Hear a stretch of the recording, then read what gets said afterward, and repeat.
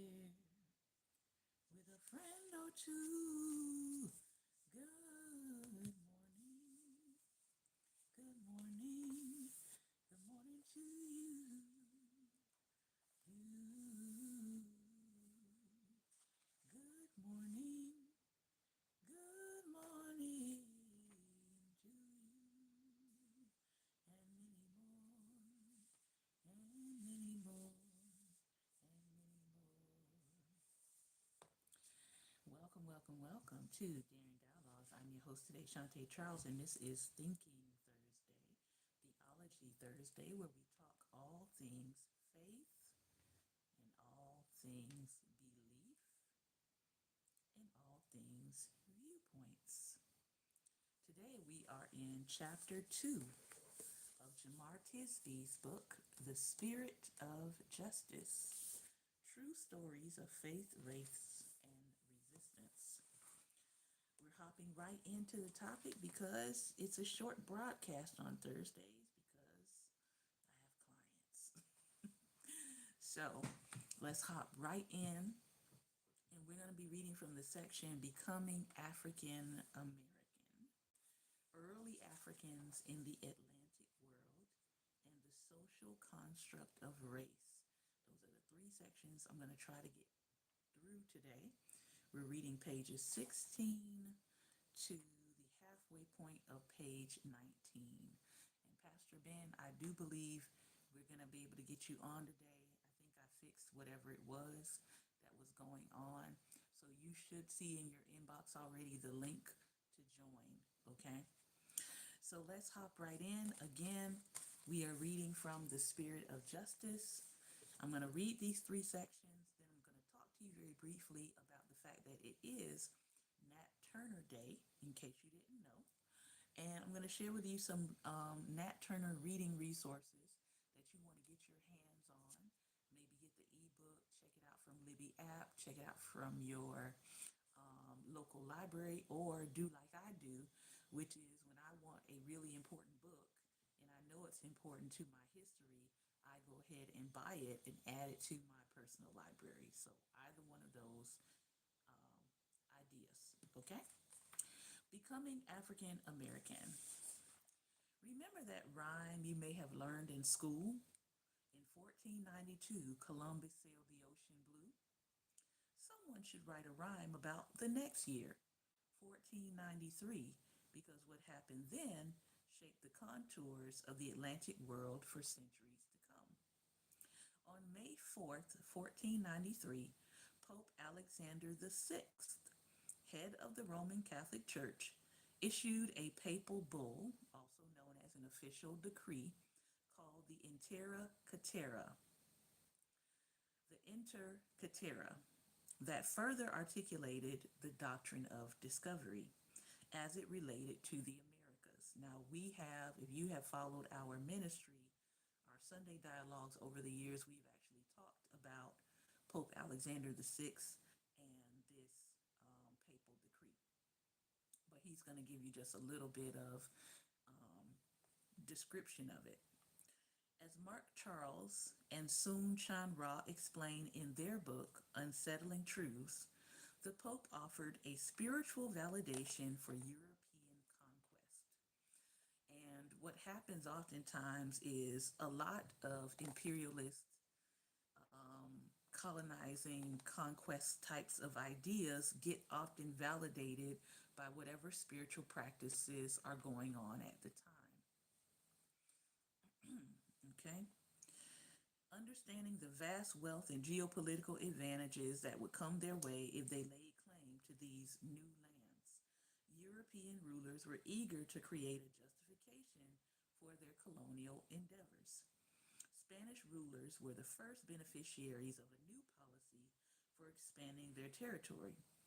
The doctrine of discovery established a line 100 leagues towards the west and south from any of the islands commonly known as the Azores and Cape Verde. This meant that any lands within that line of demarcation would be considered the territory of the Spanish Empire. This declaration afforded no rights or respect to the indigenous persons who already inhabited the land. Coming from the Pope, the doctrine of discovery gave the impression that none less than the divine creator of the universe had consecrated these imperialistic plans of European nations. Indeed, this declaration sanctified European expansion as a method of spreading the gospel. The Pope, as Christ's representative on earth, blessed the efforts of the explorers that they might be enabled for the honor of God Himself and the spread of the Christian rule to carry forward your holy and praiseworthy purpose, so pleasing to immortal God. Quote, end quote. Thus, the project of European imperial expansion into the Americas became not merely one of just nation building or resource hoarding, but rather the doctrine of discovery made the effort into an unequivocal, good for the glory of God endeavor. But the reality that some indigenous and African people were also Christian complicated this emerging system of racial and ethnic oppression in the colonies. Because technically, you weren't supposed to be enslaving people who were already believers before enslavement. Early Africans in the Atlantic world. Even before British colonists traded goods in exchange for 20 and odd Negroes in 1619, Africans already had a long history in the Americas. Africans were among the sailors on Columbus's first voyage in 1492. An African, Pedro Alonso Nino, is even said to have been the captain of the Nina, one of the three vessels of that voyage. Dental records from one of Columbus's early settlements in the Caribbean also reveal that several settlers may have been of West African descent. In subsequent years, Africans in the Americas labored as indentured servants, just as some Europeans did. They learned trades. Some even owned plantations and enslaved other black people. Even though they were separated from their homeland, it would be a mistake to assume that Africans abandoned their cultures or religious beliefs just because they had been forcibly shipped off to the Americas. What characterized much of the struggle during these decades was the melding or hybridization of one's African history and identity with emerging American identity through forced contact with colonial European society and Christianity. This chapter traces acts of Black resistance to racism from the late 15th century up to the mid 18th century. Now let's look at the social construction of race. I often say, as many people do, that race is a social construct, but it has very real complications and very real consequences for the people in which the construct is used against.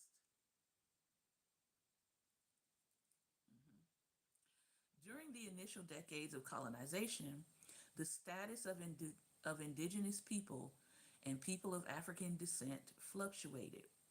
The racial hierarchy had not yet been solidified. While never having precisely equal standing as Europeans, people of color in this era constantly contested their status and fought for better positions in society. Even though Africans in America already faced discrimination simply for being non Europeans, they also took advantages of opportunities to lead at the time, to own land, and otherwise live as if they were truly equal to any other people group, which of course they were. The frantic land grabbing in North, Central, and South America by imperial powers such as the Dutch, the French, the Spanish, the Portuguese, and English required a massive labor force that could extract resources for the enrichment of European leaders. This demand for labor helped give rise to the transatlantic slave trade and race based chattel slavery in what became the United States of America. Now, oftentimes people like to say, well, slavery is happening all over the world. What is it that made American slavery different than other slave holdings or things that were happening all over the world. Well, one of them was the lessening of rights. The lessening of rights. Under chattel enslavement, you didn't have very many rights. The second part that made it different was dehumanization. Other people were still being seen as human, even though they might have been enslaved, or even though they might have been carrying out indentured servitude or have been a prisoner of war. When it comes to American enslavement, it's no longer that. That person is seen as no different than a cow, no different than a piece of furniture. Okay? So that element of dehumanizing a person, trying to not see them as human as at all, is one of the things that sets shadow enslavement apart. Prior to about the 1730s, many African people in the United States still had a sense of home. They still saw themselves as members of the Igbo, the Fon, Yoruba, or any of the myriad peoples of Africa. A shared identity of blackness emerged through a long process of enculturation and reculturation in North America. Now, I do want to say, as a caveat here, it is Hoodoo Heritage Month, and this is a month that is also tied into the Gullah Geechee culture. One of the things about the Gullah Geechee culture is they are one of the groups here in the United States that has held on to some of their African practices and cultures pre colonization. And if you want to check out that study, I have a whole playlist here called Hoodoo Understanding Origins. And you can check out that playlist. There's about close to 7 hours of me teaching and lecturing in detail, showing the connection between pre colonization all the way into the Americas and how those practices tie back into Africa, West Africa to be exact. African descendant peoples clung to a sense of their African heritage while simultaneously attempting to carve space in an emerging social order far from their homelands. They reached back toward their tribal identities, spiritual practices, and freedoms, while at the same time reaching forward to assert places of dignity and mobility in the Atlantic world. Throughout the colonial era, as concepts of race were still being socially constructed, religion stood as a primary identity marker. Europeans were dividing the world into Christian and pagan. That was it, which was also a proxy designation for European and non European. At the same time, Africans already came with rich religious and spiritual traditions that included Christianity among others. Africans adhered to an array of spiritual traditions, such as the belief in Orishas in Western Africa, as well as Islam and Christianity. African understandings of religion significantly differed from those of the Europeans they encountered in the colonial era. For starters, the word religion is problematic for many Africans because it suggests that religion is separate from the other aspects of one's culture, society, or environment. Said Jacob Olupona, a Harvard professor and expert in indigenous African spirituality. It is a way of life and it can never be separated from the public sphere.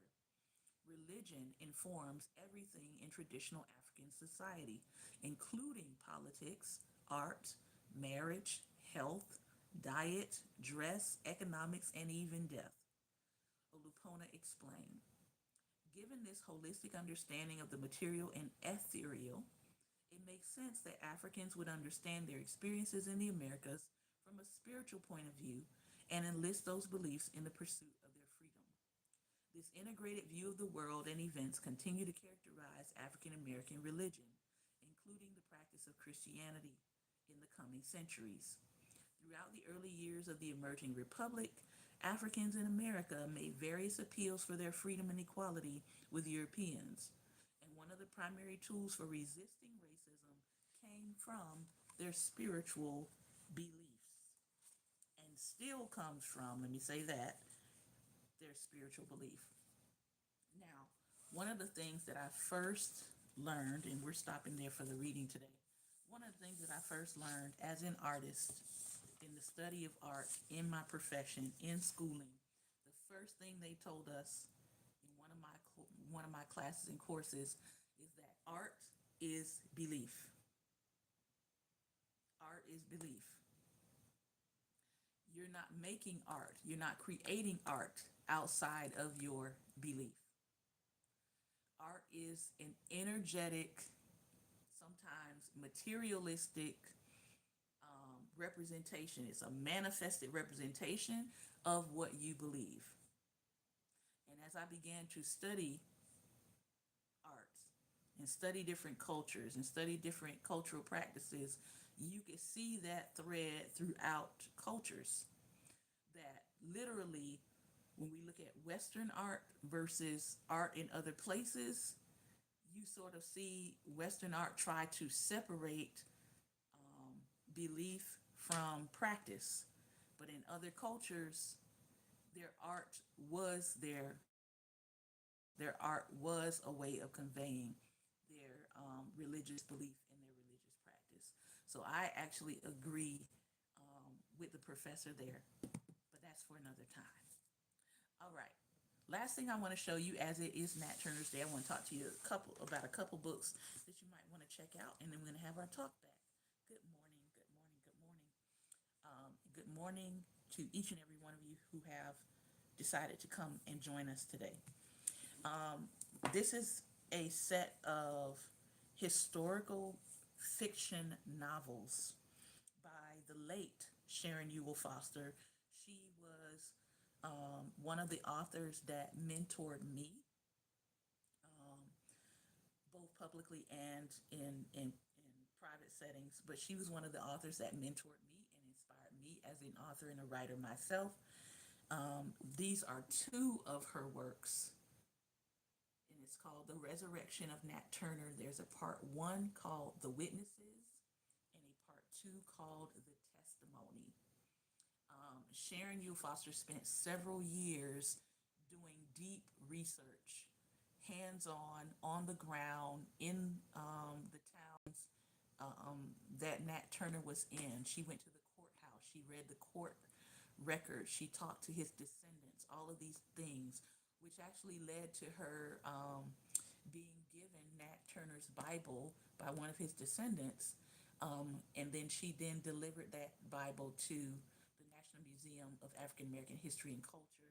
We hope it's still in protective hands at this point. But these are her two works based off of what she learned about Nat Turner and her desire to set the record straight about his life, about what the court documents actually said versus what we've been always told. So this is a very revelatory work that was given the seal of approval by his descendants. And so I encourage people to get these. It is a fictionalized account. Her work became part of the basis for the movie Nat Turner, the movie that came out a couple years ago. A lot of her insights and hard work was put into the details in that film. So if you've seen the film, these are what the film is really kind of based off of. And then I got a chance to meet this author and researcher. This is a non-fictionalized account. This was actually a very powerful lecture. Her name is Vanessa M. Holden, and the book is called Surviving Southampton, African American Women and Resistance in Nat Turner's Community. And so she did the deep dive and research into the women behind the resistance and how they were disseminating information during the revolt and the meetings and all of that and what led up to it. Very, very powerful work. Again, this is not one you're going to find a whole lot of places. I think it may be available now on Amazon, but I got this one directly from the author after a lecture. All right. And then this one just came out in 2024. This is supposed to be one of the most thorough, again, told as nonfiction. Nat Turner, A Visionary History. Nat Turner, Black Prophet. This is now more research that has come out, and it's in a nonfiction format on not holding back about who Nat Turner was as a spiritual revolutionary person, his visions, his dreams. This goes into even more detail. As you can see, when I talk about a topic, I know the internet is really good for people going to YouTube videos and then they want to talk about a topic, but I like to do my actual reading and homework.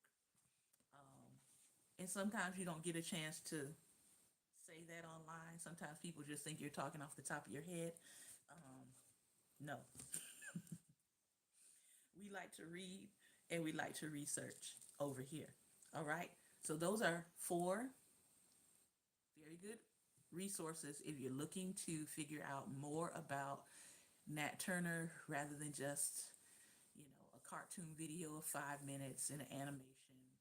If you want to go read a little bit more detail about who Nat Turner was, I highly recommend those four books. All right, Pastor Ben, I think you have the link. Go ahead and come on if you would and add yourself.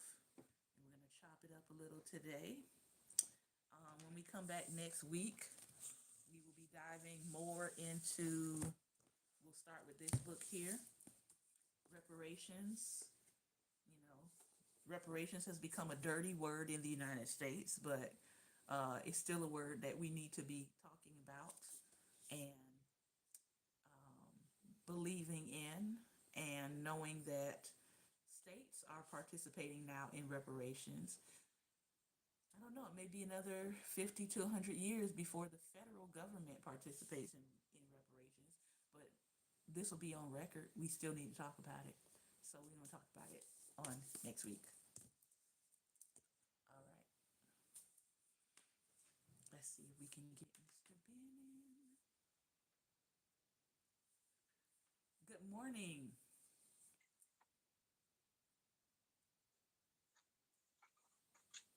I don't hear you quite yet.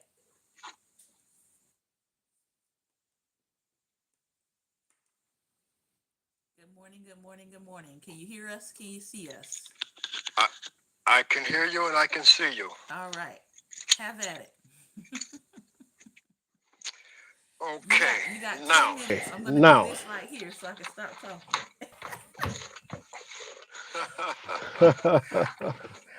Okay. okay. Uh, it's a Uh, good thing it's to a good explain the thing to explain difference the difference between between slavery slavery and and slavery. slavery. Mm-hmm. See, See, because because as as you you said, said, during slavery slavery or or indentured indentured servitude, servitude, Mm-hmm. they were they still were still human. human. Mm-hmm. They were They were treated as treated as people. people. Mm-hmm. They were They even were even treated as treated as equal. equal. Mm-hmm. They were They just were just servants. servants. But what we What had we had here here was a was a total total dismantling dismantling of of humans. humans. Mm-hmm. Yes. As you As you said, said, we were we were property, property, Mm-hmm. as like a as like chair a or chair or cattle. cattle. Mm-hmm. As a matter of As a matter fact, of fact, they saw they us saw us as as a beast of beast of burden. burden. Yep. So So when you when talk you about talk about slavery, slavery, and then you and talk then you about talk how about how long slavery long was, how it slavery was in was, how it was Africa, in and Africa, and even in biblical even in times, biblical times, you're talking about a whole you're talking different about a type whole of thing. different type of thing. Mm-hmm. Because even Nobody has Nobody has slavery slavery because even like then, like America. America. they had rights. Right. Right. You couldn't just harm them. As a matter of fact, in some cases, you could be harmed for the harm that you brought to them. And so we know that for most of American chattel slavery, that wasn't the case. Um, they even created a law to excuse the abuse that was being done by master's wife, that she was beating some of the enslaved persons and their children to death, and they enacted Mhm. the casual killing law. Um, that if they killed you in the line of disciplining you, that there would be no repercussions for that. And Mhm. I think that believe it or not, some of our legal departments are still operating under the Casual Killing Act when it comes to black people in the United States and police brutality, because it's the same thing. But go ahead. Yes. Yes. Yeah. So those are two different things. As a matter of fact, if you know scripture, you know why Moses had to flee Egypt, Mm-hmm. because he killed somebody that was Harming. harming one of the servants. Mm-hmm. So That that was was illegal. illegal. But But now let's let's go go to to Nat Nat Turner. Turner. Um, Nat Nat Turner Turner was, was, I want to I say, want to say, phenomenal in a phenomenal in way a way, because he because he actually actually read read scripture, scripture, learned from learned from scripture, scripture, and Mm-hmm. and understood that understood what that they what were they were doing doing Mm-hmm. was was actually against God. Mm-hmm. was a It was against the word. word. Mm-hmm. So he So stood he up. stood up. So it's not It's like not like what he was what he was doing doing was was wrong, wrong, but they but saw they it as saw wrong it as because it wrong went because it against went what they against what wanted they to do. wanted to do. Well, I mean, and And he felt like he had a divine call to end enslavement. But yeah, I'll talk about real quickly what actually his rebellion resulted in. So it resulted in the execution of the people who rebel with him. It did bring harsher laws and restricted black people's freedoms. They tightened up on control of black people in the aftermath. White people retaliated in the aftermath, killing people who had no tie to the rebellion. And then it also fueled the abolitionist movement, and it ended the discussion of legislators who were trying to like gradually emancipate people in the South. And instead, Hmm. they chose to further suppress black people and not dismantle enslavement. And so, yeah,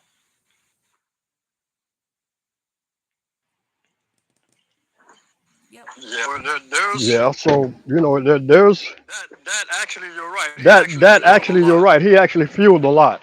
A lot of things took place A lot after of that, things took place after that, and because of that, and because of that, and and as history as teaches history us, teaches us, it was it basically was one of his basically own one of his people own that people that turned him in. turned him in. yep. There were new laws that were passed that restricted the rights of both enslaved persons and free black people. They couldn't gather together, they couldn't travel together, and they couldn't learn to read or write. And specifically, Mhm. they were not allowed to read the Bible. So that's why I always kind of chuckle a little bit when people say, "Oh, the Bible is what has got people so enslaved in their mindset." I'm like, "No, no, the Bible if you actually read it, the Bible was freeing black people to understand that we're created in the image of God and we ain't gonna take it no more." Right. That's what happened. Because think about it. If the Bible was a instrument to keep them docile, the full text, they wouldn't have restricted them from reading it. They would have been Right. passing out Right. Bibles, right? They wouldn't have been restricting them from it. But the fact that they were restricting them from the text lets you know or should give you an idea that the text was freeing people in a way that they had not intended. Now, it's one thing for me to read it for you, right? And try to tell you Mm-hmm. what it means versus you reading it for yourself and seeing, wait a minute, that's not actually what that Right. means. That's not actually what God is saying. Yeah. Mm-hmm. But yeah, That's it what did. that's what happened with Nat Turner. Mm-hmm. He actually read it. He understood it, It, and and he he was was freed free mentally. mentally and physically. So You know, I mean, listen, listen, I I can can read you read a you text and explain and it explain it totally and totally and completely out of completely out of context. context. Yeah, and they were And And this this is is what what they they were were doing. doing. and they were also They They were, would. upset that he managed to avoid capture for 60 days.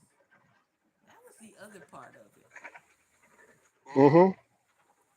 It was they weren't just upset about the revolt.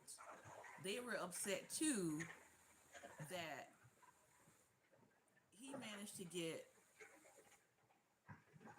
away and 60 days he avoided capture. And this was making them really, uneasy because if this word got out, if this was getting out too far, they were afraid it was going to spark other rebellions. I want to read you this note. It says the insurrection of the blacks have made great disturbance here. Every man is armed with a gun by his bed nights, and in the field at work, a great many of the blacks have been shot. Listen to what they've done. Listen to what they did. Okay? And let me help this person off of my page here who is doing their own thing. This is what they were doing. They were unaliving them. They were taking their heads and putting them on poles at the at the beginning of roads to warn people to not rebel. That's 1066 Neanderthalic Viking stuff there. Okay? hmm And Mm-hmm. they said some had been hung and some awaiting their trial in several counties. There is there we want to insist and make sure that there is no danger of their rising again here. So this was a serious thing. 19 of the 30 who had been arrested were convicted and executed. The rest, along with 300 free black people, listen to this, and that's what this book here is about. I'll bring it out again. The rest, along with 300 free black people from Southampton County, agreed to be exiled to Liberia in Africa. They were so afraid of this community and how this community came together and resisted and rebelled that they sent them to Liberia in Africa. Okay? Because they said this is one community model that we do not want to replicate in America. These Negroes were so rebellious, were so impactful in their revolt that they sent them to a whole other country. I want y'all to understand that. They sent them to another country. Sounds like ICE. Okay. hmm And then November 11th was the date that Turner was hanged on. Okay. The Virginia legislation imposed additional restrictions, harsher penalties on the activities of both enslaved and free African Americans, and other slaveholding states followed suit, restricting the rights of them to, as we said, to gather in groups. They were restricted in travel. They were restricted in also preaching. So they shut down black churches and black preachers. Hello, 2025. Hello, hello, hello, 2025. Because they Mm-hmm. couldn't have black preachers inspiring the people to revolt against enslavement.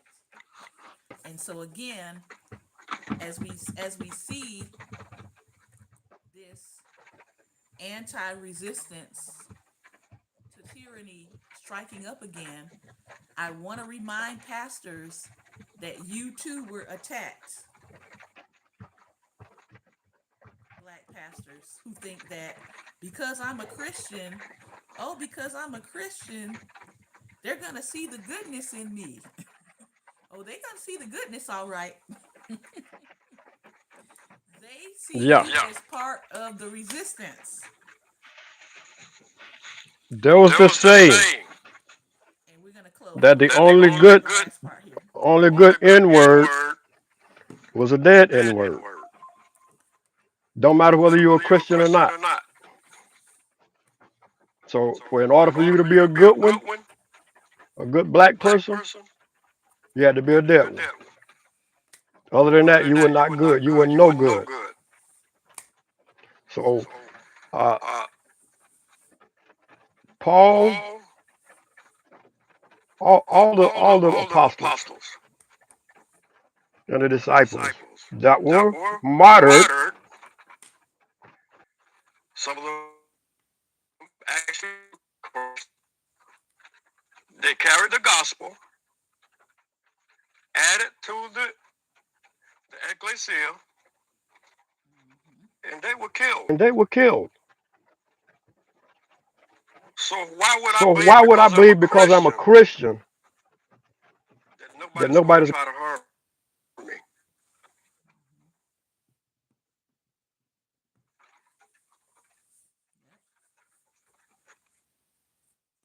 Make it make sense, as the So young people apparently say. some of these some of pastors are these not paying pastors are not attention to paying what's attention to written. what's written. Well, I hope that they will pay more attention because the reality is black spiritual traditions have always been seen as part of the resistance. Hmm. Hmm. So whether you see yourself as radical or not, in their estimation, just like in Nat Turner's day, you were not allowed to preach. You were not allowed to preach. You were not allowed to read. You were not allowed to write because any of that was seen as having the potential of resistance. And so I hope that as we are seeing some of the same things cycle around, that people are paying attention and that people are doing what's necessary to secure themselves, their person, their family, their community, their property, etc. This has been another episode of Daring Dialogues, and I've been your host today, Shantae Charles. I do want to thank you for your time and your attention. Remember, light is the most daring opposition to darkness, so continue to go out and be what? Like Like, Light. Thank you, everyone. Be well, and most importantly, be light. All right. Let me make sure I get this person off of here, too. Yeah. I see we got some people wanting to share the N word with us today, but they've been removed. no, we no, don't we do that don't on do that here. on here.